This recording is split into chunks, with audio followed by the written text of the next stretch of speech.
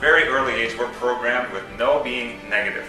Is it negative? Hey, it's just the way we've been programmed, right? And that's I think where it comes from. I think that's why so many adults, 20-year-old, 30-year-old, 40-year-old, 50-year-old, 60, 70-year-old people are still afraid of rejection. And it's kind of sad.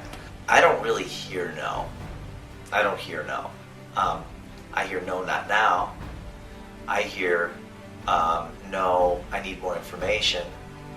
Well, truly, that word is no longer emotionally charged for me. A pretty immediate willingness to move on. Realizing that no is not the end of the world. And that's how I used to hold it.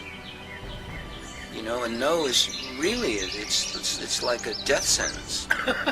That sounds crazy coming out of my mouth, but like that. And it's not. It's part of the game. It's part of the journey. So when somebody says, no, I'm not interested, your response should be, I'm closer. Because you are. And what's fun is, if you have that response to a prospect that just said no, like you high five them, thank you, cha-ching, then you just gave your prospect a little lesson on falling forward with no's, which could reframe for them who you are and what you're doing. Well, you're going to have to edit this out of the movie, because I would say all the politically incorrect thing, which is, you know, they say, well, come on, you know the rejection isn't personal. Of course I know that on an intellectual level, but I still take it as personal because I was this pathologically shy person, and I have worked on that to be able to interact and to be social and to take challenges forward in business, but I'm still at the core a shy person. I got to the point in my life where I had 3 jobs, 2 part-time jobs. I had to go and get vouchers from the state to buy milk for my daughter. And it was at that point that I heard more no's in my life than in any point. It was, today as your success, we hear it less. But at that point, it was almost every single person that I talked to said, Art, that's it. You're going to be one of those welfare guys. You're going to be one of those welfare families. And that was probably that point in my life where it was a defining moment. And I had to break through more no's than ever before to get through that. I think you've got to make a conscious reframe. And you get that first from reading a book like Go for No, where you learn why. You know, it's one thing just to say, oh yeah, embrace the no's. Now that's fine, and on an intellectual level, yeah, maybe, you know, you will a couple of times, but not for long. You know, pretty soon the no becomes a no again. It becomes a personal insult once again. So no, you've got to reframe it, and you've got to get to that point where you actually, you embrace it and you believe it.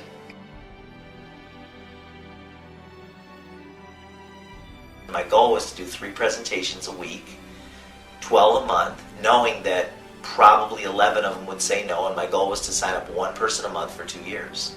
I was going to sign up 1 person a month for 2 years, do 12 presentations a month, 3 a week on my lunches, every single week, regardless of, didn't matter what anybody said to me, it didn't matter if they were negative, or if they were angry, or if they were happy, or if they were complacent or interested. I was going to do 12 presentations a month for 2 years, knowing that if I did that, I'd probably sponsor 20 to 30 people.